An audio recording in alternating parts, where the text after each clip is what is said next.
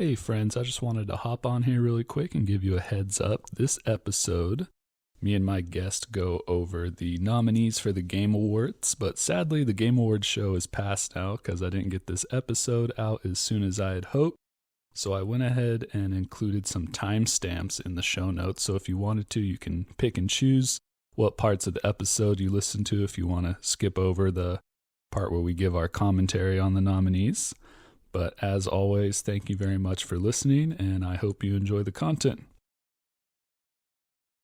Hello, friends. Welcome to this month's episode of Gather Party, a podcast for friends. I say this month's episode, but I guess technically this would be November's episode because I got October's episode out so late. So it's probably going to be 2 episodes in December, but technically this should have been November's episode. I was trying to get this one out before the Game Awards, which is on the 7th of this month. So hopefully I can get this one out before the Game Awards show because we're going to be talking about it a little bit. But I am your host, Kevin, a husband, a dad, and lifelong gamer. And I am joined by a veteran now of Gather Party podcasts, now tied with Jordan for most appearances on the show. I'm coming for you, Jordan. Dillon, a.k.a. Dill Deer, a.k.a. Buddy, my Xbox jabroni. How you doing, Dill? Good. Yeah, this is awesome. Welcome back. I love it here. It's my new home. Thanks for coming on a weekday. First time we've recorded on a weekday, I think, too. I'm here for it. Yeah, we got to get the show out. It's like a Christmas special. Yeah. Twice this month. I forgot. I was going to... Well, congratulations. Welcome to the Gaming Dads Club. You're officially I'm part of it. A gaming dad now. Get ready for that KD to plummet. Yep. And I'm going to have to stick with single-player games from now on. Yeah. Minecraft. Yeah, really. Multiplayer games are hard for me to come by these days. I'm not even raising a child, and I suck at multiplayer online shooters and stuff. Yeah, you've been stepping into that dad role for a while now. Yeah. One other thing I forgot to ask you about last time you were on the show is I wanted to get a Elden Ring update from you since they're getting ready to release their first DLC for it. Where have you left off on Elden Ring? I left depressed. Yeah, I couldn't get past a certain spot, and I was supposed to bring the game back to you because I know I'm not going to be able to beat it. Oh, really? You're just throwing in the towel? I threw in the towel. Wow. Just like Dark Souls 3, I couldn't get. I got through halfway Dark Souls 3, and then the only Dark Souls, I guess we can include Elden Ring. It's the same, for intents and purposes. Only one I beat was Dark Souls 1, and only because somebody dropped me like almost 100 human effigies. So I can keep spawning and help to get through my final boss. So I didn't really beat that one. Yeah, but on record, I beat it. I got the achievement. Oh, yeah. I always say if they put something, if a game puts a system in their game for you to use, then it's fair game. Yeah. Some people will say in games like Dark Souls and other Souls-like games, they're like, oh, you use summons? That's not really playing Dark Souls. And that's just all BS. Yeah, I understand. But I couldn't beat it. I suck. Yeah, Dark Souls 1 is very difficult, though. I feel like if you could beat that one, you could beat. I actually felt like Dark Souls 2 was the hardest one of all 3. Yeah, That game just punished you for getting killed. Yeah, it was very brutal. Like your health would shrink as you die, and it's like, dude, come on. It's a losing battle every time. Dark Souls 1, at least, my health didn't go down. At least, not that I remember. And Dark Souls 2 had kind of like a little bit wonkier combat. I feel like it wasn't. It was a little bit faster paced than Dark Souls 1, and just had kind of weird hitboxes and things like that. It was a hard one.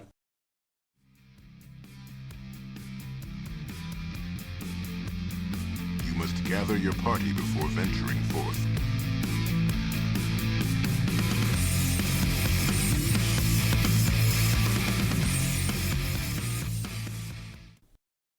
So what games have you been playing recently, Dill? There are 2 games I'm playing. One is a classic, Minecraft. Nice. Just got back to Minecraft. It's a yearly cycle for me. I usually go in a spurt of about 2 weeks, and then I never touch it for another year. The next one is a new game called Roller Drome. And that's what I've been playing. It's pretty unique. Yeah, you had texted me about it. I actually didn't watch. I didn't know what to think, what it was going to be like, other than your description of it, which you said it was like. It's a Jet Set Radio Future. Yeah. Mixed with Tony Hawk Pro Skater, mixed with Sunset Overdrive. Yeah, that's right. And after playing like an hour or so, I think that's like a perfect description. Yeah, yeah. Less story than Sunset Overdrive. Yeah, less story. But yeah, when you said that description, I was all for it because Sunset Overdrive was a great game. Super underrated. Yeah, heavily. It's a. I mean, so is Tony Hawk and Jet Set Radio. Oh, yeah. But you get 3 underrated games together, and you make another great underrated game. Yeah, but yeah, I didn't even watch the trailer you sent. I just downloaded it and popped it in, and yeah, it was awesome. So how far did you get? I got I got past the first like stage. There's like 4 stages or whatever. But each stage there's like different levels and different objectives. So it has objectives similar to like Tony Hawk Pro Skater, like collect the 5 tokens or whatever, or beat the level within a time frame, and just others like small objectives to like accomplish, and then you unlock the next stage. Pretty much exactly like Tony Hawk Pro Skater. Yeah. And so I'm entering the second stage, and it's actually kind of getting difficult for me. Yeah. No, I've already hit a difficulty spike too in it. And it's fast. Yeah. Yeah. And it's you're on roller skates, so that's why it's called Roller Dome. But you also have enemies on the maps that are trying to kill you. Yeah. So. Other people shooting at you with rockets, sniper rifles, melee attacks if you get too close. It's fun. Yeah. You can't reload by yourself. You have to perform tricks. Like, so just like Tony Pro Skater, you have to like do different thumbstick combinations with like, and then you get to like grab, and you can do flips and stuff like that, and increase your points, which also is like another objective. So you're doing tricks to reload your ammo for whatever gun you have, and then you shoot the bad guys.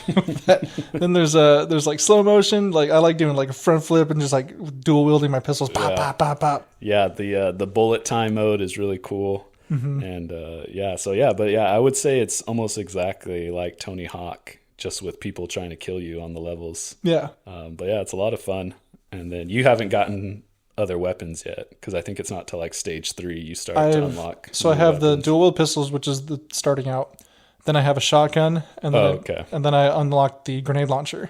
I like the art style too. Yeah, and it's like anime almost. But yeah, very similar. I feel like to Hi-Fi Rush. Yeah, which is a game I actually started playing.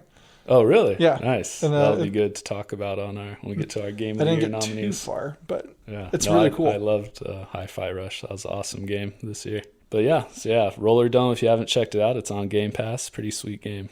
I would give it a whirl. I'll probably keep playing it. I think I might try and finish all stages on it. Yeah. I'm enjoying it a lot. So. It's fun, and it's challenging, and it's still relaxed. Because I'm not getting shot by other real players. Yeah. Are there any games that you're playing other than those 2? No, that's pretty much it. There hasn't been much. Yeah, I played a little bit of. I kept playing Starfield even after our episode about it, and so I'm still kind of playing that on and off. But really, it's just I've been really busy, so I've been almost on like a little gaming hiatus, just playing here and there. Yeah, and that's why I kind of got back into Minecraft, just because I didn't know what else to play. Yeah. So if you want to join the realm. Yeah, I haven't played Minecraft since like its beta. What? Yeah. In high school. Well, your mind is going to get blown when you see what Minecraft is today. Because I haven't played in like a year and a half. And the changes that have been made is crazy. It's still the game, like, right? It's still Minecraft. There's not really much you can do to change it. But there's a lot of cool features. They even have like emotes now. They have like an in-game store, which, I mean, surprise. I'm sold. Yeah. Dude, you can buy so many emotes, and you can buy so many shirts for Minecraft Steve. Pour your money into it. It's worth it. Yeah, maybe. I'm sure that's good practice now, though, because I'm sure once our sons are old enough to play video games, Minecraft will be... Dude, I would love to play Minecraft with my future son, and I'm sure you would like to play, too. Oh, yeah, definitely. Even if they're not doing much, I mean, they can participate. And I'm sure with the lifespan of Minecraft, kids will still be playing it 20 years from now. How old is Minecraft? Do you know? I think it beta in like 2010. Yeah, I was gonna say either 2008 or 2009, somewhere around there. Yeah. That's when I first had first played it, and I think it was in its beta stages. It might have been created before then. Might have been on PC earlier than that, but sometime around then. For those off screen, because you can't see it, Yeah. I nearly just spilled half a beer all over this table, but I saved it. Yeah, that was a good save. That is. Yeah. We were recording, so I didn't want to say anything in case. But good catch. Yeah, thank you. You guys would have never even known if I didn't say anything. One game that I did get a chance to play this past month was the finals. Had a open beta on Xbox for about a week, or a little over a week. But I sadly only was able to catch it for one weekend, so I only got to play it for just one session. But I really enjoyed it. It was kind of a 3v3 first-person shooter, kind of arena-style game with objective game modes where you have to fight other players and you collect money on the map, and then you could also kill other players and collect their money, and then you have to deposit this money in order to win the rounds. So it was a lot of fun. I got to played about 4 rounds of it, so I was able to unlock each of the 3 character types that they had and play with each one. So I got to experience a good amount of it. And I know, Dylan, you got to play some of it too. So what was your overall impressions of the finals? So I got to play about 2 nights worth, so maybe like 6 hours, maybe. So I enjoyed it a lot, actually. And like, if you go on the subreddit, it's like a huge cult following now that everyone loves this game, and like everyone's trying to figure out when it's going to come out because no news has been announced on its release. But my overall impression is like it's phenomenal, especially in a beta stage. It's super polished, which I haven't seen beta so clean, well optimized. Mm-hmm. Especially like with fully destructive maps too. The game is made by ex-DICE employees or developers who made like Battlefield Bad Company 2, 3, and that kind of level of destruction in the maps, and it shows. Not only that, through sound design too. The sound design's great. The pacing is great. I have nothing bad to say about the game other than like maybe just like a few minor tweaks, like the weapon balancing. I think every class is unique and brings a different angle to your playstyle and your team setup. Speaking of team setups, like that's what I really like about this game too. It's if you go solo, like you're done. Like you will not win. You can't do it. So it's extremely team based. You have to play with other players, and on top of that, you have to communicate with them too. So I think if anything, the game needs in-game ways of communicating, like a comm rose or something. One negative critique is the flamethrower was ridiculously overpowered. You can, if you saw a heavy player, because the heavy has the most damage for health points, and they have the best weapons pretty much. They have MGs and a flamethrower, but most of the game is fought close quarters. Yeah. In houses, through houses. Yeah, the flamethrower is ridiculous. If you ran into a flamethrower guy, you just run away. That's funny because I didn't get a chance to use the flamethrower. I played one match as the heavy, and I felt it wasn't as good because I wasn't as fast as the light and medium characters. But once you got the flamethrower, like it was, you're unstoppable. Oh, that's funny. Yeah, I died so many times to flamethrowers because everything else, I guess it's like just the time to kill, like the damage output for the flamethrower. That's fine. Like it's cool to have like a suppression weapon, but that's what it should be. It shouldn't be like an offensive weapon to me. Yeah, overall, I think there was just some balancing issues they had with some of the characters and guns. Other than the heavy, I felt like the light class was pretty superior to the other two just because of the mobility and the grappling hook that they had to get onto roofs quickly. The game's extremely like mobile. Like it's cool that like you get jump packs to jump from house to house, but like you said, with grappling hooks and someone who's so tiny, the small class is small. Yeah. It's so hard to hit. Yeah. And but it's cool. And aiming was hard at first. Aiming was very hard with aiming, even with aim assist. The recoil was a lot. Yeah. But you got used to it, and like you learned how to play, and you ended up just doing switched well. to the sledgehammer and then didn't have to aim, just run up to people. The time to kill is really, really slow. A lot of like Call of Duty people are not going to like it, but I find you have to be more skilled. You have to put more rounds on your targets and hold it on there, and but it also gives the defender like an opportunity to get back and like think, and then maybe produce like a flank or something. Mm-hmm. It's very skill based because of that. and that's how I see it. Your health doesn't regen right away, and there's a medium class that helps heal your teammates too. So again, that comes back to being like a team-based game. Yeah. So there's a lot to it. Yeah, I think with the time to kill too, the idea was that you would be fighting with your team, and so it'd be team shooting and calling out enemies, and so it'd have to be a group effort rather than just one guy carrying and being able to just steamroll through teams. It wouldn't be fun. Yeah. But yeah, so I was pretty hyped on it. I think it was pretty awesome. I think it's going free to play when it does drop. Oh, really? Yeah. And I don't think the release date has been announced yet for it, but I think it's rumored to be in December. Everyone's rumoring. I mean, that's the hope, because the game was polished. It seemed fine. Yeah. I had no crashes. I don't think I had any bugs or any glitches in any of the games. Matchmaking was really smooth. I joined every time I searched a game, I found one and joined it. Yeah. I think I'd like to see more game modes, but I know it was a beta, so there's only 2 games. But honestly, it's dumb. But I would love to just a simple team deathmatch game mode. Oh yeah, I would love that. And but I do love objective based modes, so I'm really really hyped for this game. Yeah, that was one thing too. I think I had noted that I will want to see hopefully more game modes. But if it's going a free to play game, they're going to be constantly updating it. So I'm sure we'll get and honestly, game modes and rotations of game modes. Yeah, I wouldn't mind paying money for this game. Oh yeah, definitely. Absolutely, I would pay to play this game because it's fun. Yeah, got nothing but good things to say. Yeah, and the free to play. I mean, I don't mind it either because it's all going to be cosmetic stuff that funds the game. So right. If I get to play an awesome free game, I'm down for that too. Mm-hmm. What was your favorite class to play then? Did you play mostly the heavy? I played mostly medium. Oh, okay. For the jump pack. Yeah. And they also get, maybe that's everyone, but at least when I was playing medium, the goo grenade.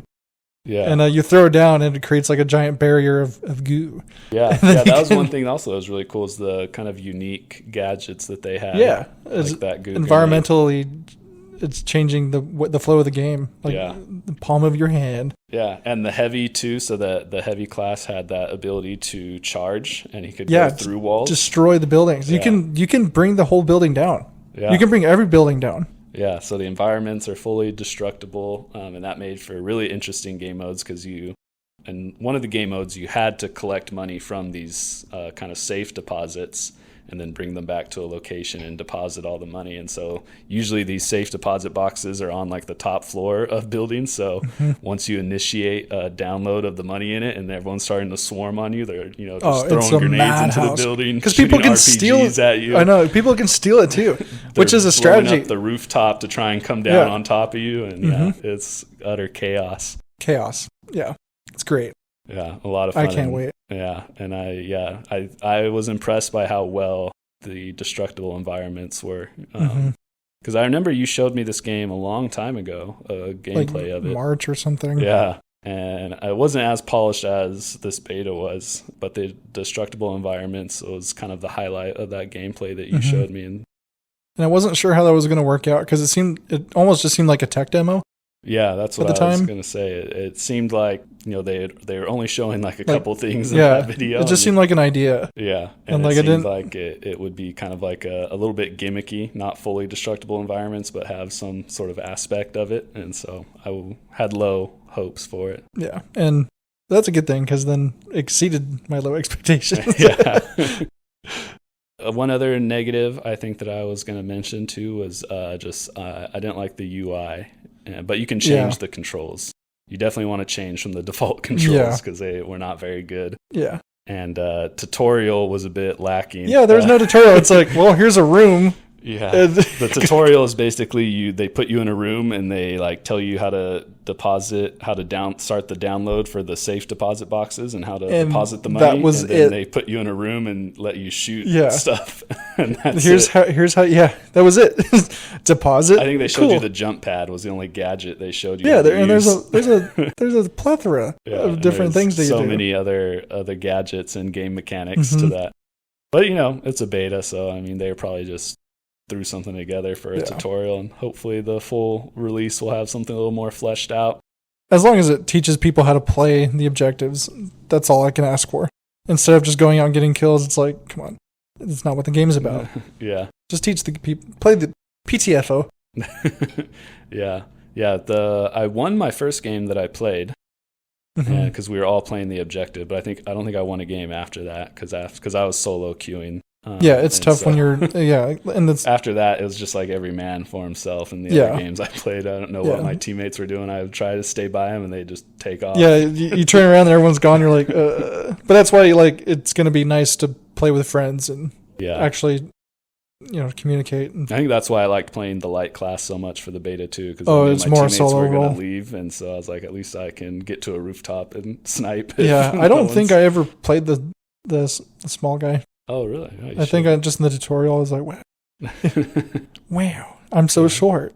And, and you can see it, you can feel it too. Yeah, especially, and the movement speed was. It's like you're half a door height. Yeah. But yeah, 10 out of 10. The art style is great. Anything else that you want to see fixed in the final game? I know you said just a little bit of balancing. Just balancing. The movement feels great, but just weapon balancing. And it's not even that much, to be honest. Like maybe a tiny bit less recoil, or if not, maybe a better aim assist on controller, because us controller plebs don't know how to aim. Yeah. And we're definitely outclassed because it's a cross-plat. And there's a lot of PC players, and they just laser you every time. Because that's something I felt like that was lacking is just a little controller assist. But those aren't really like major complaints. I just gotta get good. Yeah. Which, as we just mentioned earlier, you're probably not gonna get good at it as time goes on here. Once the baby's here. Oof. Let's see who's got the pace to ace this race. This month, too, it was also announced by Rockstar via Twitter, which is such I feel like a 2023 thing to do. Excuse me, it's X. Yeah, that's right. I'm sorry. X. How dare you offend Released Daddy via Must. X. Rockstar just dropped out of nowhere. I think it was a response to someone's comment. It wasn't even their own post. They replied to a comment saying, we're going to release a trailer for GTA 6 early December. You're right. Yeah. Oh, yeah, about that. But they've been kind of I don't mean to make it longer, but they kind of hinted it earlier in one of their official posts. It was GTA 5 in front of the Vinewood sign. But they positioned the characters right after VI. So they had 6 in the deal. But everyone's like, oh, GTA 6. And you had a split between people saying, that's a tease and not. But so we're recording this episode on Monday the 4th. And the trailer was supposed to drop tomorrow on Tuesday. But once again, the trailer was leaked early. There's already been some leaked information on GTA 6, so they just went ahead and dropped the trailer today. So me and Dillon are going to check out the trailer together right now live, and then we'll talk about our impressions and reactions to it. If you haven't watched the trailer yet, just pause this and go down to the show notes, and I'll have the link to the trailer in there so you can watch it, and then watch it and come back. Attention all units. We've got an officer in need of assistance. Gunfire reported in, Mission Row. Wow. That, not what I expected. That trailer was a lot and a little all at the same time. Perfect for a reveal trailer. Yeah. This is our game. Wow. So, the rumors from the first leak have been confirmed now. We're going back to Vice City. Miami, baby. 6. Yeah. And, Florida is just such a great place. For Lawless GTA. land. We all know Florida Man. Yeah, Florida Man is a great and there is character. There is some Florida men in there. Well, there's a lot of Florida men. Floridian. Florida women and men. Love it. Initial reaction to the trailer? How you feeling? The first frame, it looked beautiful. It graphically, just strictly graphically speaking, especially since this is all, beta probably, I'm assuming. It looks amazing, graphically. I like the setting. I like the amount of diversity I saw, because thinking about the leaks, I was like, well, it's just Florida. You got city, Miami, like Orlando, and then you have what is it? It's all the marshes and stuff. Swamps, Everglades. It's just flat swamps, Everglades. Yeah. I'm hyped. To be honest. Yeah, no, it started off showing us the beach, Miami Beach, and then went into like more urban areas of like neighborhoods and things like that, and then someone on a swamp on those. What are those boats called with the big fans on the back? I think they're just called airboats, fan boats. Fan boat, that'd be a perfect name for them. Yeah, fan boat. There's a name for them. I think they're just called airboats or something. Yeah, but I think I don't think we saw really any like forest or mountainy areas in that trailer. I don't know if Florida really has that. Maybe you go like the most northern part, you might find a hill. Yeah, but I think most of Florida is pretty flat land. But I guess a swamp, could be pretty forested. Yeah, underwater forest. Yeah, but torque physics on point. A lot of. I think I counted 3 or 4 twerking ladies. Yeah, that was not what I expected either. Twerking in that trailer. I saw a half naked man watering his lawn. That was great. Florida man, right there. Female protagonist. Yeah, that's a first. That's a first. GTA plays a female protagonist, and I think we were seeing one other protagonist at least. I'm assuming her boyfriend because they were laying with one another.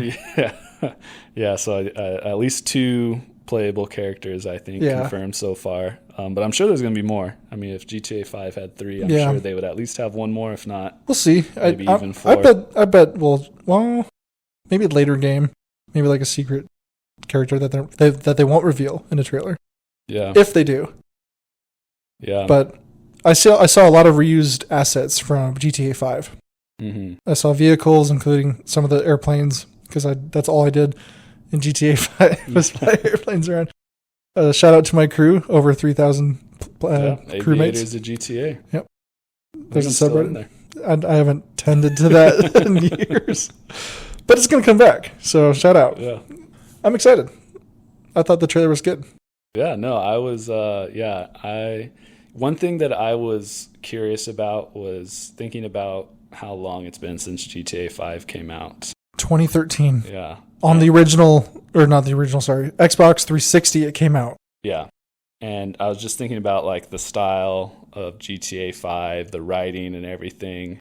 And I feel like our world has changed a lot since 2013. And because the Grand Theft Auto world has always been satirical. Yeah. And on that note, I remember maybe like 3 years ago, I was reading an article about Rockstar devs on GTA 6. And they said because of world events, it's making it really hard to make satirical jokes. Right. Because, I mean, during the time, like... You get canceled for anything. The jokes and the jokes that they wanted to write are like happening.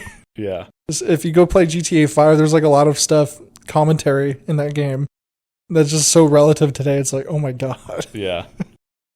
So I was wondering how they were going to approach GTA 6, if they were going to lean away from the satirical and political humor. Yeah, that's what made the game. It was just so like, especially the radio hosts.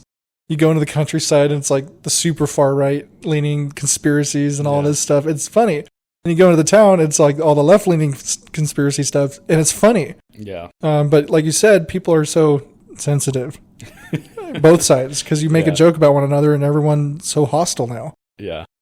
Can we just enjoy the humor? Yeah, but it seemed like in the trailer they weren't backing down at all, and they were leaning completely. Absolutely, and I can't wait. Yeah. I cannot wait to see like what dumb things I'm gonna hear. Yeah. I'm excited. It looks like they legalized medical meth or whatever they did in GTA 5. If you listen to the commercials, legalized medical cocaine, stuff like that. Looks like they've done it. And it's cool to go back to Vice City in a different time too. I never played Vice City, so it's going to be new to me. Yeah, you should give it a run through right before. I mean, you got time. GTA 6 not coming out for another year. 2 years, so. Yeah, 2 years now. 2025. That's probably going to be holiday. Or maybe October at earliest. Yeah, so you got some time if you want to run through it. Dude, my kid's going to be 2 years old. Oh, yeah. When this game comes out. He'll be almost at the age where he can play games, so it's gonna be. Hey kid, you want to learn how to drive? I wasn't gonna say that. I was gonna say, you're really gonna have to be careful when you're playing it. But GTA or Rockstar, if you don't have a kid-friendly filter on this game, I'm not gonna buy it. Yeah, that would be hilarious. A GTA kid-friendly filter. What if you turn it on and it's just even more vulgar? But yeah, I think it'll be cool to go to Vice City in a different time since the first one was in the 80s. So it'll be cool to have a modern take on Vice City. I didn't know that. Yeah. That's cool. And yeah, I have a lot of fond memories of Vice City. Me and our friend Greg, we would still quote the intro to that game because we played it so much because I would go over to his house and we would play. We didn't have a save file, so we'd always start a new game just so we can start running around and that's cool and driving around. So we'd always have to watch the intro scene again, and so we'd always quote it to each other. That's awesome. But yeah, I'm excited. More excited than I thought I would be about going back to Miami because that trailer was awesome. Showed a lot. And a little. There's so many. Well, like the thing I noticed the most was how many insane careful animations there were. I joke about the twerking thing, but like for a game, it's like if they're doing that much detail in that, like think about whatever else they've animated. Yeah. And all the animals we saw looked awesome. Mm-hmm. I think Rockstar at this point is known for their incredibly immersive worlds. Yeah. And they're just diving deeper into that. Mm-hmm. And I'm really excited. Yeah. And it's going to be crazy, the timeline or the lifespan of GTA 6, because with how long people were playing GTA 5 and how many copies it sold. Dude, it's 10 years. It just turned 10 years old, and it's a cash cow. Yeah, it's still, I believe, I don't know off the top of my head, I can't remember, but it's still the greatest selling game of all time currently, I think. Yeah. Or maybe ever. I don't know if currently, but it's still the highest grossing game of all time. And I don't know how they're going to top it, because like everyone's expectations are so high for GTA 6 right now because of the success of GTA 5. And that's what it should be, right? But I think we're going to fall into a trap of everyone's going to set their expectation too high and they're going to be let down. I don't know. But I mean, I feel like expectations were high for GTA 5. Yeah, I'm just trying to keep my pessimism a little bit. Yeah, because I don't want to be let down. I'd rather think it's going to be bad and then just get blown away. I don't want to set my expectation like, I hope it has this, and it just doesn't, and then I'm upset. Yeah, no, but I'm still excited. It's hard not to be excited. Yeah, it's healthy to have a little bit of pessimism. Yeah. Well, other than the location, let's get into maybe some predictions or some things that we're hoping to see in GTA 6. What are some features or game mechanics you're hoping they introduce in GTA 6? I didn't even think about that yet. I guess it's a feature. I hope the map is bigger than GTA 5, at least. Like, I want to see something at least 1.5, 2 times as big. Yeah. It for sure will be. They always. Yeah, I've heard like the GTA 5 was being developed on 360 hardware, and PS3 hardware, and like this stuff should be being developed at late stage Xbox One, PS4 hardware. But I'm assuming it's current gen. Mm-hmm. So I'm just maybe draw distances will be better. That's what I'm hoping for. I have no expectations right now, but I'm so hyped. Yeah. I want to see more weapons, maybe. I want to see a better UI on handling that. See, this is what I mean. Like with GTA 5, like we had everything that I wanted. So it's like, how can they make it better? Yeah. So I don't know. Gonna wait for 2 years now to see what that is. I think the biggest one that I'd want to see for console specifically is mod support for GTA 6. Yeah. Because it has such a huge modding community on PC, and we know now that you can have mod support on consoles with the Bethesda games, so it's definitely within the realm of possibility. So I'm hoping that we get mod support for consoles at some point for GTA 6. And then other than that, I guess other gameplay features. When I think of past GTA games that I really liked, I love GTA 5, but I really loved GTA 4. One of the things that I really liked about it was the focus GTA 4 had on relationships with characters. Hey, Roland, you want to go bowling? Yeah, not so much just the constant kind of calling and stuff like that, but the ability to make relationships with the characters. And GTA 5 had this too, but I feel like it was a really big focus in GTA 4. What I think I liked about GTA 4 also was the vehicle physics. Yeah. It felt heavier. Oh, yeah, definitely. And when you get in an accident, like, I think there was, it just looked and felt like when you got in an accident or you crash or something, it just looked worse than GTA 5. Seems like in GTA 5 you would hit something and you're like, it's fine, just keep driving. Yeah. But, yeah, I can remember vividly playing GTA 4 for the first time and doing that first mission where you have to drive out of the dock pier area to your apartment. And I remember thinking, like, this is the most realistic driving game I've ever played in my life. Yeah, this is the greatest game. Yeah, because it just felt it felt like I was driving a real car with how slowly it moved and how it handled when I turned it. It felt like I was driving a car when I was 14 and I couldn't drive a car. If I could drive a car, this is exactly what it'd feel like. I know it. Yeah, but yeah, so hopefully I'm hoping for, especially with just the state of gaming now and game physics and especially driving games, like hopefully we'll see a really big improvement in their driving physics and how the cars handle. I don't want to see fuel tanks. That would be awful. Yeah, I don't need a life simulator, Yeah. I need a Grand Theft Auto game. Oh, that does remind me of one other thing I was going to mention for a feature that I want to see come back is like working out and your health in San Andreas. How you could work out and get stronger, and it would affect your physical damage with like melee weapons and stuff. Yeah, and your appearance obviously too. Yeah, I don't think GTA had appearance changes, but there were like stats. But like you didn't really. Yeah, you didn't have to manage anything. It seemed like an afterthought, or like it seemed like a thought, and like they just never developed on it. Right. Yeah. Whereas San Andreas, if you ate too much, you got fat. If you didn't work out, you'd get too skinny, and then you wouldn't do a lot of melee damage. So I'm hoping to see something like that where you can improve your character with in-game activities like working out or really any of the skills. I know that's what GTA 5 had. They had like skills. Like if you drove a lot, your driving skill would increase. Your shooting skill would increase, things like that. I think cardio. I think they did have a cardio skill. Yeah. Stamina, health, but strength, but you didn't have. You didn't have to manage it. You just played the game and it just leveled you up. Yeah, as you progressed through the game, it would level up, but you didn't have to go out of your way to work you didn't even have to certain think about things. It. Yeah, so hoping to see some of that come back in GTA 6. Maybe character transfers. Oh, like your online character. Just the character itself. I mean, maybe bring your money over or something. I doubt they would do that, though. Yeah, I feel like they're just ready for people to have a clean slate. I'm ready to have a clean slate. I'm sure there's people who are super invested into GTA Online that would love to bring their character over. You just said GTA Online. Like, that's like a brand. Yeah, that's true. It's not GTA 5 Online. It's GTA Online.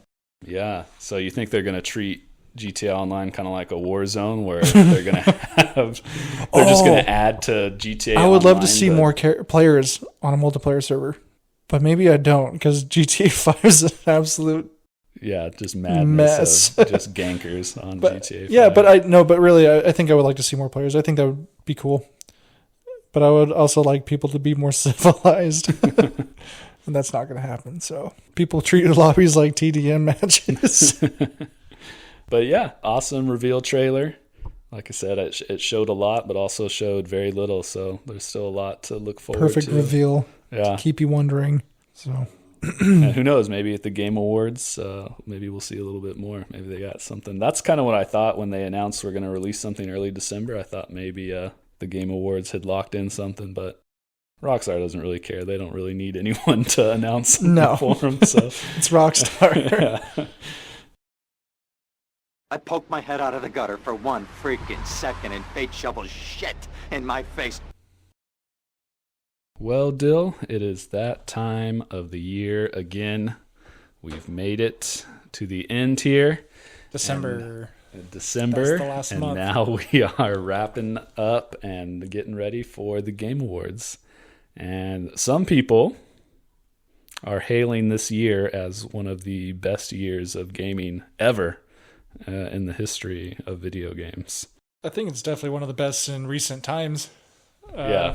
Honestly, ever? I don't know what year I would even pick as the best year ever. It's got to be in the generations of Xbox 360 and PS3. Yeah. Those are, I mean, maybe it's nostalgia talking, but I think those are some of the best games to ever come out. But yeah, I would agree. I think I think we could easily say in the last 10 years, yeah, this has been the best year of gaming we've had for a long time. It was pretty stagnant the last 4, to be honest. Yeah, and last year was just barren. Well, COVID was pretty barren through those COVID years. But they work from home, pump out those games. What else am I supposed to do? Don't you guys have computers at home? Yeah. But so when I had you on in episode 2 back in February. Has it been that long? Yeah. Oh my God. That was the first episode you were on, is February. Holy crap. That's insane. We made some Game of the Year predictions, and I made some predictions for what I thought was going to be nominated for Game of the Year. So I thought in order to keep myself accountable, I needed to acknowledge how wrong I was in my Game of the Year predictions. And surprisingly, the couple that I was right on, one of them was kind of one of my dark horse picks, so I was really surprised it made the list. I got humbled because I don't know any of these games on the list. But back in February, my predictions for Game of the Year, and in no kind of particular order, was Starfield, Legend of Zelda, Tears of the Kingdom, Final Fantasy 16, Diablo 4, Resident Evil 4 Remake, and Forza Motorsport is what I thought was going to be nominated for Game of the Year, just based on, obviously, most of those games weren't out yet, so I was just trying to predict what would be the highest acclaimed of the year. A good percentage of that list is extremely controversial. That's true, yeah. Diablo 4, Starfield, and Final Fantasy 16. Motorsport, too. Yeah. Very controversial. Yeah. Oh, well, it reviewed pretty well. But player reviews weren't as glowing as the critic reviews. Yeah. I mean, money talks, I guess. But when it comes down to it, it's what the players think. But of my list, I think Legend of Zelda, Tears of the Kingdom, and Resident Evil 4 Remake were the only 2 of my predictions that actually got a Game of the Year nomination. And Resident Evil 4 Remake was, like I said, my dark horse pick for this nominee list because it's a remake of an older Resident Evil title. And this would be, the first time I think even a remake's even been nominated for a Game of the Year. I know there's definitely never been a remake that's won Game of the Year. So I was surprised that was one of my picks that did actually make it. And we'll talk a little bit more about some of my other picks because they fell into some other categories. But I think my biggest shock of my predictions that wasn't on a Game of the Year nominee, I think I would have to say Diablo 4 was probably the biggest surprise. They didn't get a single nomination? It got Best Multiplayer. Oh, okay. So it did get nominated for something, but yeah, Best Multiplayer, but just not Game of the Year? Yeah. Okay. So, very surprised at that. I reviewed Diablo 4 earlier this year, and it was the base game was amazing. It's kind of in the community, its reputation has been a little bit soured from some of the updates and in-game content. I've quickly learned no gaming community can be satisfied these days. But I think the base game of Diablo 4 is incredibly fun, and I was a big fan of Diablo 2, and Diablo 4 really feels like a sequel to that game and what they were able to create. So I was surprised. And it, other than the community backlash, I mean, it also reviewed very well, 9s and 10s from most professional critics and media outlets. So I was surprised it didn't make a nominee list. I think even for the critics, all of their probably media coverage of the backlash too probably soured some of their nominees for it. So that was surprising. And then, I was really surprised that my Resident Evil 4 remake made it onto the Game of the Year nominees. Can't lie, I was sad that Starfield didn't make the cut. Nope. But we'll talk about that in a little bit. But yeah, and Final Fantasy 16 too, a little bit of a surprise, just because that's such that game reviewed really well too. Although it did have some flaws and some critics who didn't review it as high, and I know from the fan base they had some issues with it. But I was surprised it didn't make a Game of the Year nomination. But let's talk about what are the nominees for Game of the Year this year. So what did get nominated this year, we have for Game of the Year, Alan Wake 2, Baldur's Gate 3, Spider-Man 2, Resident Evil 4, Super Mario Bros. Wonder, and Legend of Zelda Tears of the Kingdom. Dill, any surprises on those Game of the Year nominees, and how many of those games did you play? I guess I'm surprised because I've never played any of those.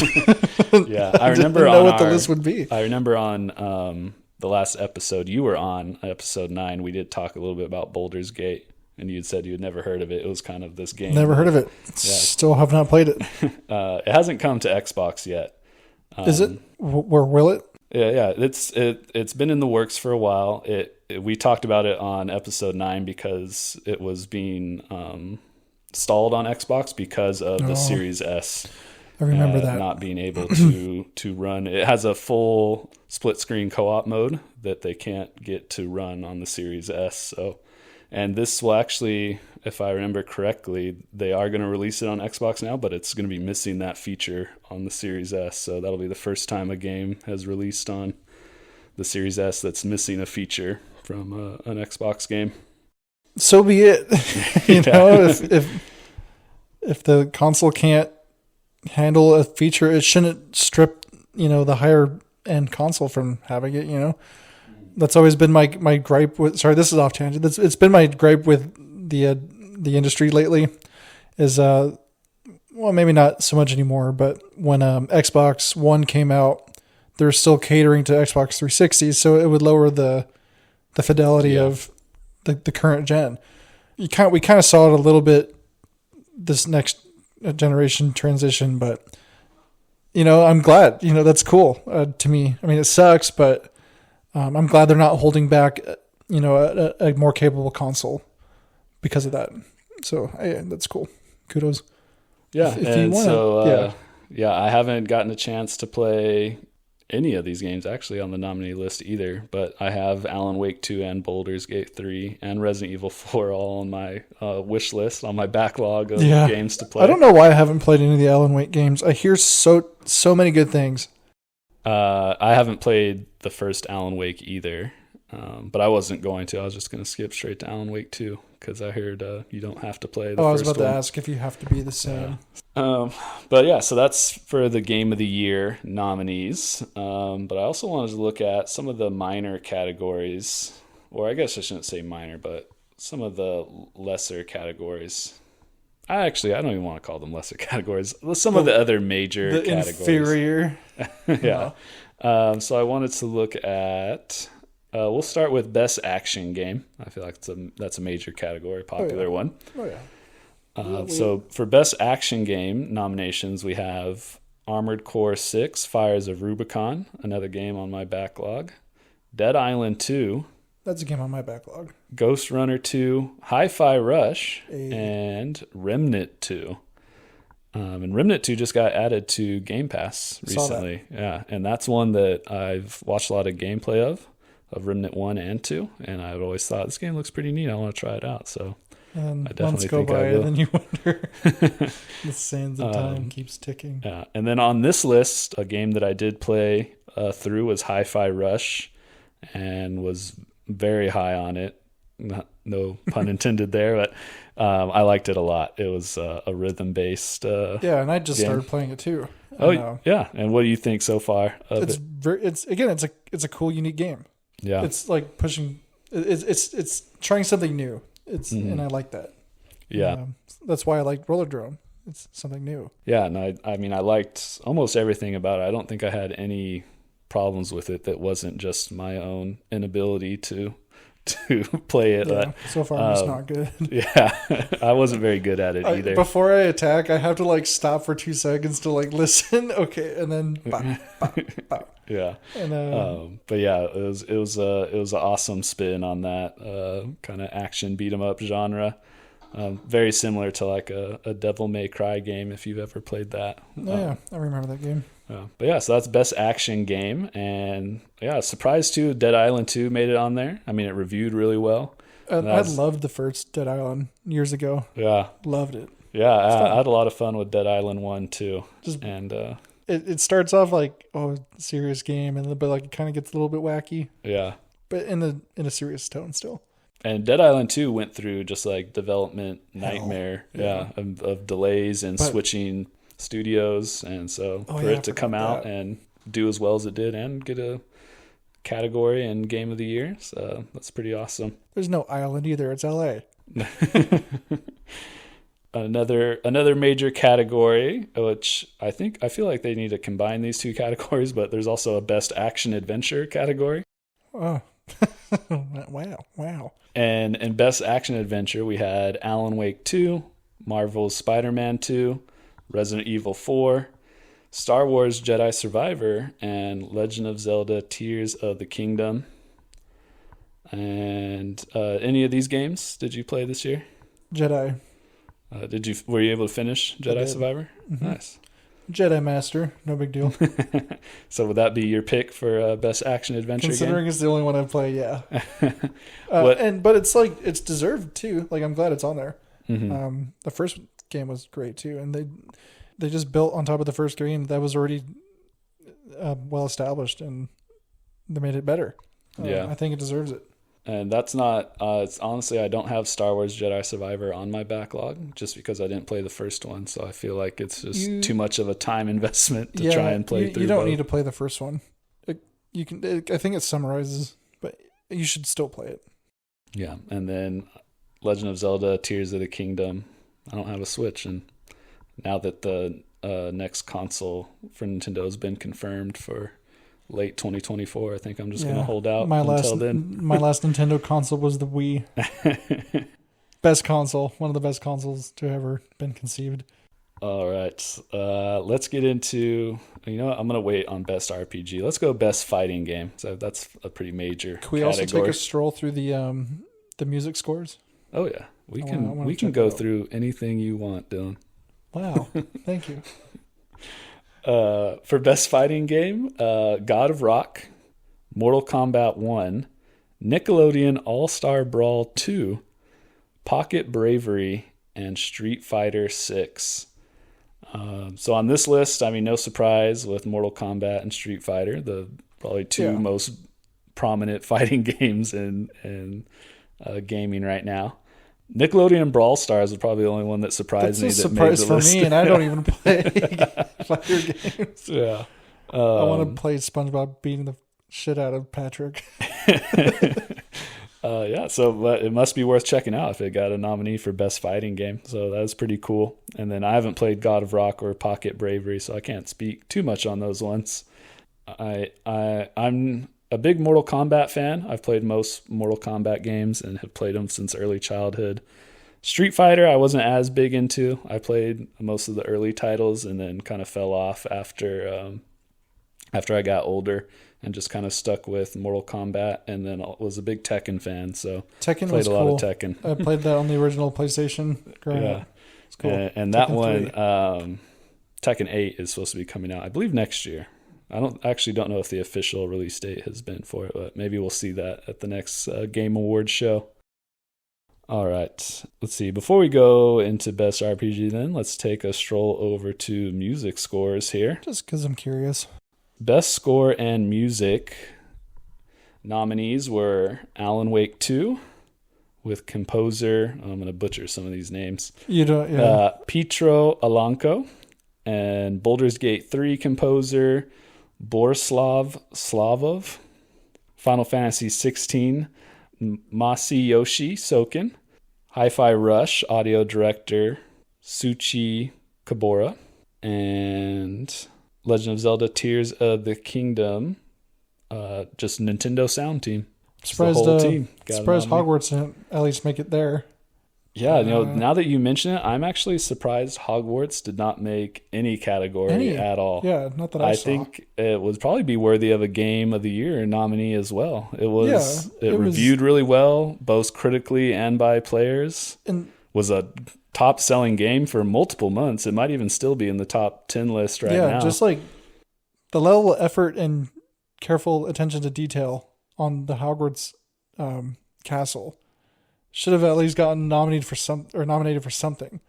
Yeah, so I'd say if there is any game we could say was snubbed from this Game of the Year, yeah, I would definitely say Hogwarts Legacy was the snub of this year. Even though I didn't finish the game, I still appreciate it. It was really well done for the couple hours I played. Yeah.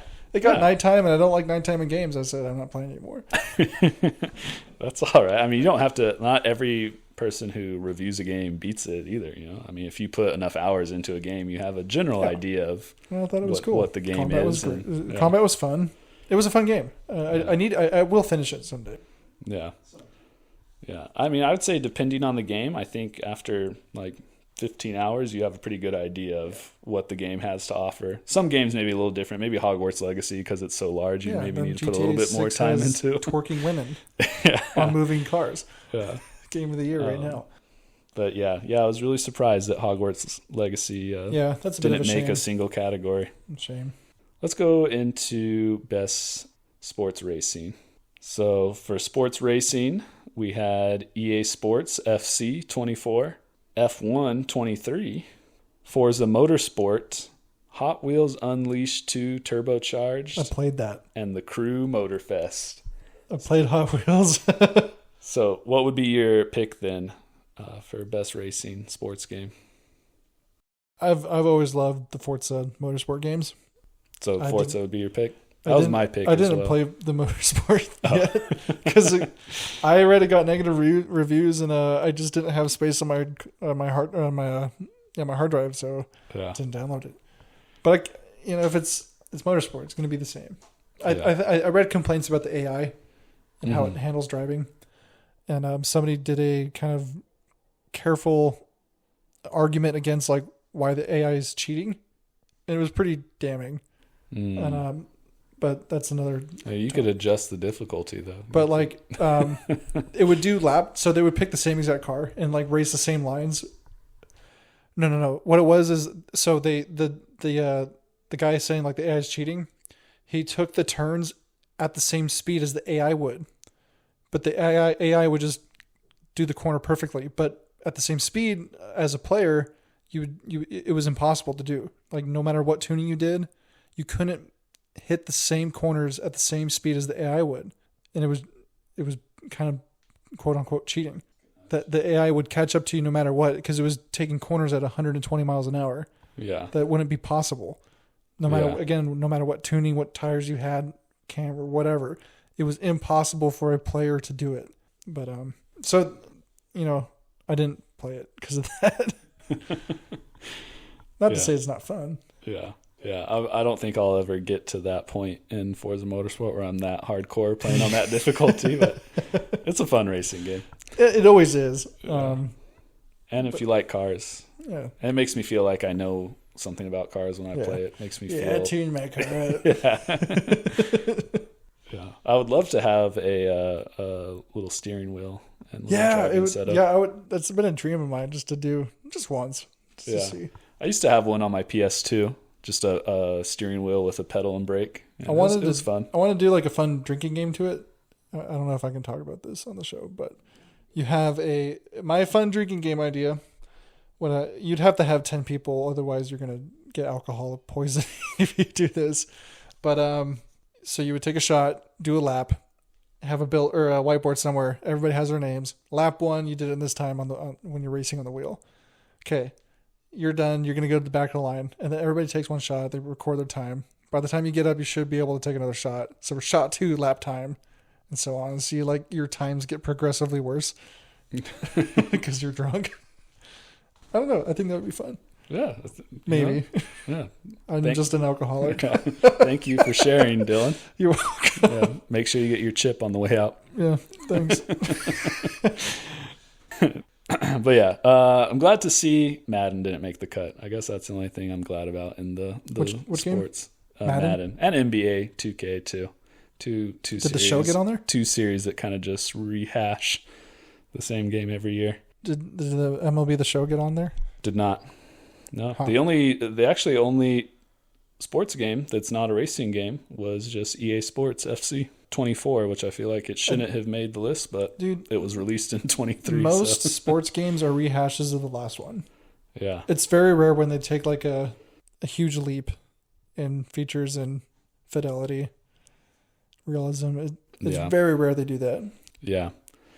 I feel like this new era of like live service games that we're in, I feel like sports games would be one of the best games for that, you can refuse to do that. Yeah, I don't know. It's like you could just they're release greedy updates. Corporations, but you can take the easiest way out and then have the same. It's the same game anyway, but just don't even worry about publishing a new game. Just have EA FIFA. Yeah. And then every year just has an update. Just has a new update. Updates until the roster, you're ready to like performance and yeah. But then they wouldn't make their money if off the EA game hears sales. this, yeah, true. But I feel like FIFA makes their money off their freaking microtransactions now. I don't know if it's sales that are making their money, but who knows? I digress. Let's go into best multiplayer. This was an interesting category here. Is it GTA 5 again? So for best multiplayer, and so this award is for outstanding online multiplayer gameplay and design, including co-op and massively multiplayer experiences. We have Baldur's Gate 3, Diablo 4, Never played. Party Animals, I have played. Street Fighter 6, and Super Mario Bros. Wonder. I wish I played. And the biggest surprise for me on this one is Diablo 4, because I'm a big Diablo fan, but I play most Diablo games solo and never really played the multiplayer. Maybe with one other person. I played through a little bit of Diablo 4 with our friend Kyle. But that's about it. I don't really do any of the PvP that much, and I don't play through it in large parties. So I was surprised that Diablo 4 was nominated for best multiplayer. I feel like no one really talks about Diablo 4's multiplayer. Yeah, I'm surprised Party Animals is on there. It's just it's another physics based game. Like if you played Gang Beasts or Human Fall Flat, they're all the same games. Yeah. Why is Fall Guys? Fall Guys, yeah. Like did Fall Guys release this year? Or was it last year? I think it was last year. Maybe at best it was earlier this year. Yeah, it might have been last year because I'd say Fall Guys would. I'm surprised that wouldn't make a nominee for and I think Fall Guys is better than Party Animals. It gets stale like pretty quick. At least Fall Guys, there's competition. Well, there's more competition in Fall Guys. It's more Battle Royale. Yeah. I don't know. I'm probably gonna get flack for that, but. All right, let's go through a couple more categories here. We'll go through best independent game. This category also had some controversy to it. We'll talk about that in a little bit. But so for an outstanding and creative and technical achievement in a game made outside of a traditional publisher system. So we had Cocoon, Dave the Diver, Dredge, which is on my backlog right now. I really want to play that one. Sea of Stars, and Viewfinder. What was controversial about this category was Baldur's Gate 3 was technically made by an independent company that published their own game. So, in the sense of what we consider an indie game, Baldur's Gate 3 would be an indie title. Which this has always been kind of a weird thing about video games and really just any media that uses the term indie or independent to describe something. It's so hard to like. Indie almost really has nothing to do with the size now of studio or the publisher. It's more so about the style of the game is what's considered an indie title now. That's weird. Same with like indie music, indie rock, right? Indie's definitely not indie anymore. It's pretty mainstream. Yeah.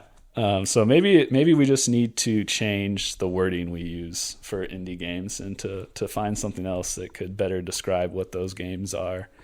I don't know. Best pixelated soy boy game.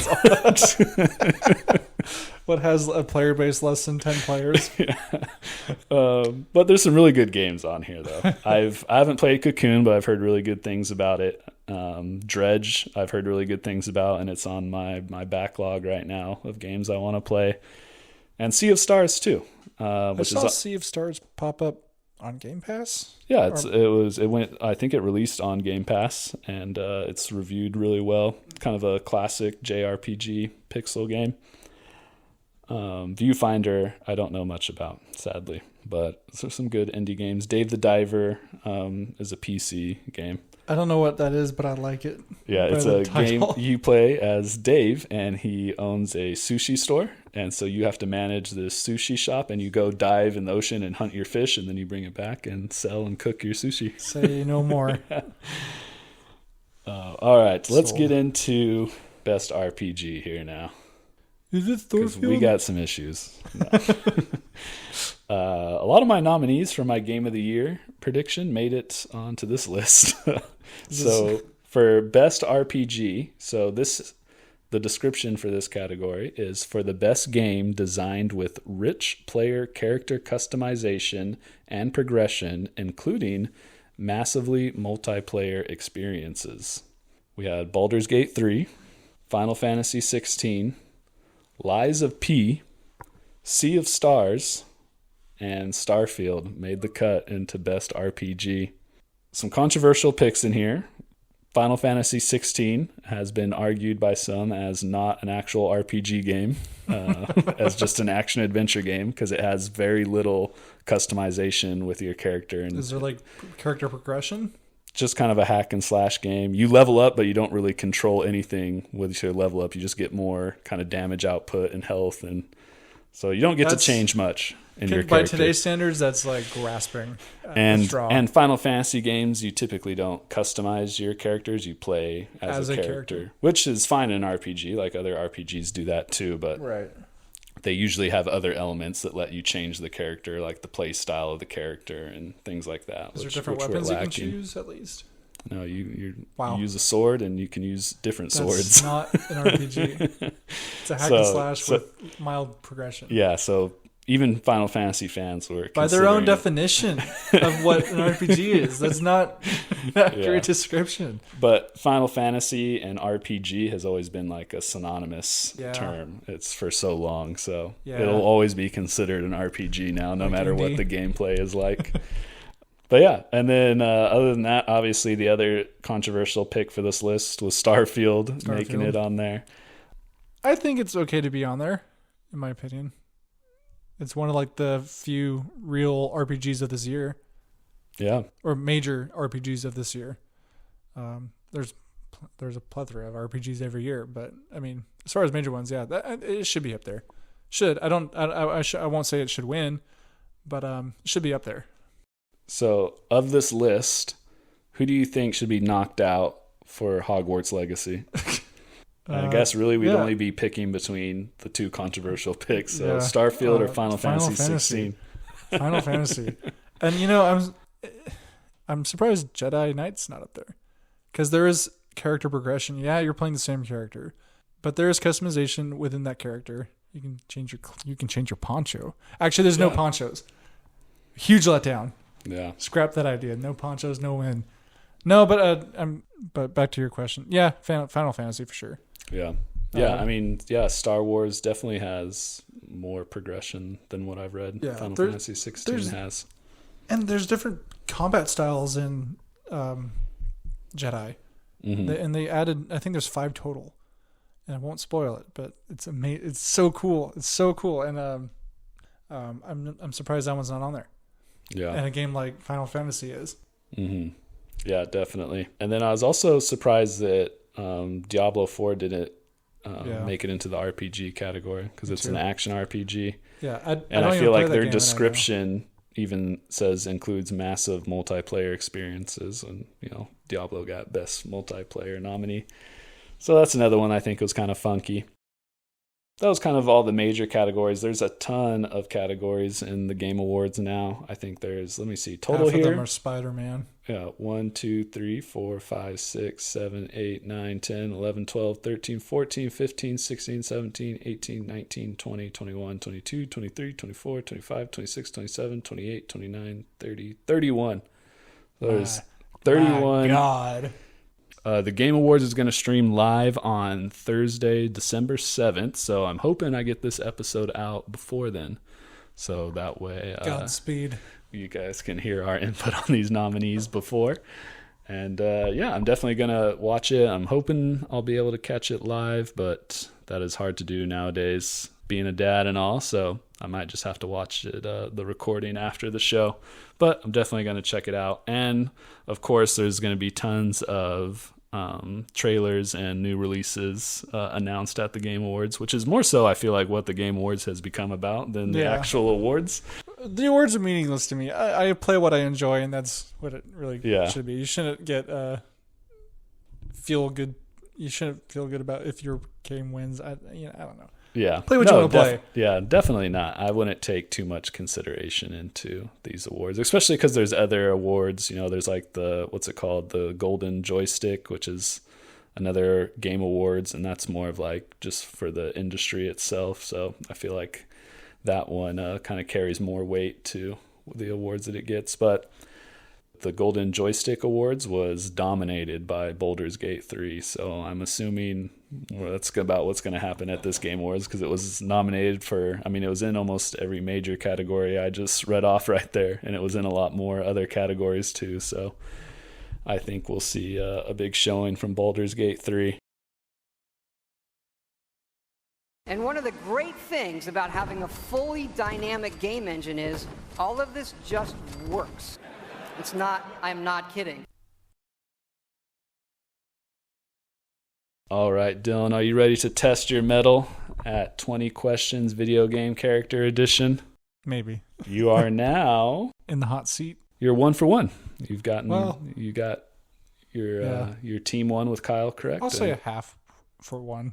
Or half for 2, because I had Kyle's help. Yeah, that doesn't matter. You play a video game, you still get a win, even if you're playing a team-based game. True. Yeah. But so this segment here, I picked out a video game character, and you have 20 yes or no questions to ask me, and I will do my best to answer yes or no. I might give you a hint if I need to, and we'll go from there. So whenever you're ready, Dylan, go ahead and let the questioning begin. I need to know, has anybody guessed their character within 20 questions? Oh, yeah. What's the record? Bogey's holding the record right now with 7, I think. Well, who's the second best? And then after him, Jordan got his in 13. All right. Jordan, may the best guesser win. All right, I'm ready. All right, whenever you're ready, go ahead and ask your first question. Is this a Xbox exclusive character? No. Is it a first-person shooter? How would you define a first-person shooter? One who shoots from the first person. But it's not limited to, like, areas of inactivity. Like, if you're not shooting, it can be third person or whatever. But just when you're shooting, first person only. Okay. Then I would say no. Is it a Destiny character? No. Whew. We're at 4 questions? Yeah, I was going to say, actually, I need to be keeping track here. Let's see. Not exclusive. Not really a first-person shooter. You can shoot things in first person, though. Was this game produced before 2010? No, that's 5. Is this a game I played? Yes. Is this game rated M? Yes. Dude, I'm stumped. Is this game a horror game? No. Oh, shoot. Rated M, multi-plat. It's not really a first-person shooter. Is the character a female? No. Is this in the Grand Theft Auto universe? No. That's 10. Oh my god. Is it sci-fi themed? No. What do you consider science fiction? Anything like in a futuristic setting? Oh, no. Is it a past? Is it like is the game set before 1950? Dude, I'm lost. I'm just asking questions at this point. Yes, I think so. Really? Yeah. The game settings before 1950. Yeah. Is it in LA Noire? No. Oh my god. How many questions have I asked? We are on question 14 right now. Damn you, Jordan. Does it even have a protagonist? Yes. Before 1950, multiplat. Yeah. Can be in first person at times. Yeah. Games produced after 2010. Yeah. And it's a game I played. Yes. You got all the bones there. You just need There's no meat. You just need that one question that's going to tilt you over here. Is this a game I've completed? I believe so. I don't know your stats on the game, but I think so. At least main part of the game, I would say. I'm struggling. That was question 15. Yeah, there's no shot I'm going to get this. Dang it. I just wanted to get one victory. Well, I've never played these games, but I'm just going to ask it. Is it the Wolfenstein? No. Good, because I've never played those. I'm just asking questions at this point. That's the game. Yep. Is the protagonist human? Yes. Can be. If you choose them to be human. What? I swear to God, this is a game I played for 5 minutes and never played again. I got 4 questions left. Yeah, we're on question 17 right now. So is it a Microsoft exclusive? No. Yeah. Not Destroy All Humans? No.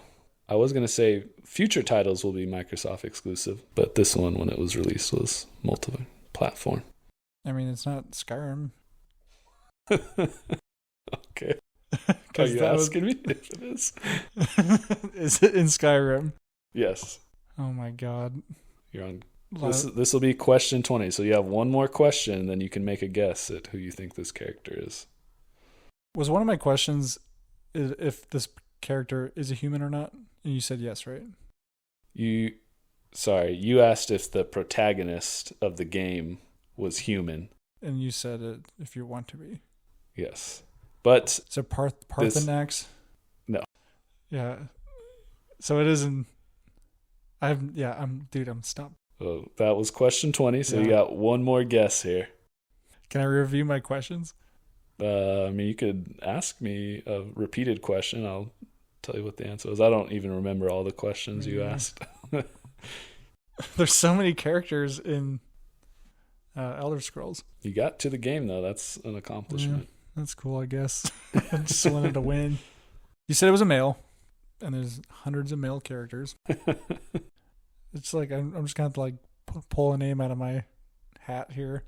There's too many male characters, and I can't even remember their names, to be honest with you. I just I know all the Jarl. I know what they look like. I forgot his name, but is it the Jarl in Windhelm? Well, you're out of questions, so I can't. Is that the character? Is that who you want to be your guess? Yeah, whoever the Jarl of Windhelm. No, it was not Jarl. Bolgrif was the Jarl of Whiterun. Is that what you said? No, Windhelm. Oh, of Windhelm. Oh, that was the main antagonist. Wow, I can't remember his name. Ulfric Stormcloak. No, it was not Ulfric. Sadly, you got to the game though, so I'm proud of you for making it there. Yeah, I thought you would have got there a little bit sooner. I was, but stumped. No. The character was Alduin, who is the main, the dragon Alduin. who is Alduin. I was thinking of. Well, my first guess was a dragon. I call him Party Snacks. Who first appeared in the Elder Scrolls Skyrim in 2011 was the release date of that. He actually had a appearance in a text in the Elder Scrolls Morrowind, so it's the first reference to Alduin and his lore. Cool. But yeah, he is first actually appeared in the game, and I'm pretty sure he's male. I'm going to say he's a male character. Yeah. I thought, I think you've played through Skyrim, so I don't know how to answer that question if you had completed the game or not. Yeah, I've completed it at least 4 times. Yeah, I was gonna say I was gonna say you've done the main quest, but I thought that would have been too much of a hint. But yeah, oh well, maybe next time. Yeah, you almost got there. I just want to win once. I mean, and your guess, you guessed a dragon. You guessed a different named dragon. So you were really close, actually. I forgot about the name. You guessed his second in command. Yeah. The real question is, did you kill Parthenax? Oh, heck no. No, yeah, I never killed him. I mean, maybe on one of my playthroughs just to see what would happen. There's a mod that... most of the time sided. There's a mod that resolves that conflict in the best way. So... if you wanted to know, there's a mod out there for that. Oh, okay. You don't have to kill him, but you still get in with the whatever group. The Blades. The Blades, yeah. Yeah, no, I don't know. Blades suck, so yeah, I don't really care about being in with them. How dare you want to kill Parthenax helps you, right? I can't remember. Yeah, he does. Yeah, he's a homie. Yeah, and you're like, no, we got to kill the dragon. It's like, why? He just helped us. Easily one of the best characters in Skyrim. He helped you learn different shouts too. Yeah. The one that dropped the dragons down, right? Yeah. Dragon Rend. See, I don't remember anything. Yeah, he's a homie. Don't kill party snacks. Yeah. Well, hey, that's all right. You gave it the good college try, and you got to the game. I've realized this is a very difficult game, so I need to make a list of suggested questions for people. It's a household name, and I couldn't get there until the last question. But yeah, that's kind of been the strategy, is once people can figure out what game this character is in, if they can get there by question 12 or 13, they usually have a good shot at figuring it out. But nonetheless, it was awesome having you on here, Dill. I appreciate your time here tonight. Of course. I'm just going to lose a little sleep again. What else is new? Yeah, it's not too late. I love being here. Hopefully you'll catch the Game Awards on the 7th. I'll watch it. Who knows? Maybe you'll be back on for my last episode of the year to recap the Game Awards. Hey, if I'm the only one available, I'll be there. All right. Hopefully people like listening. Any shout outs you want to give here before we wrap up? Best wife ever, Tierney. Yeah, shout out Tierney. My child. Shout out Tierney. Thank you for allowing me to have Dillon for Thanks, Tierney. a couple hours. You. Probably won't listen to this, but I love you.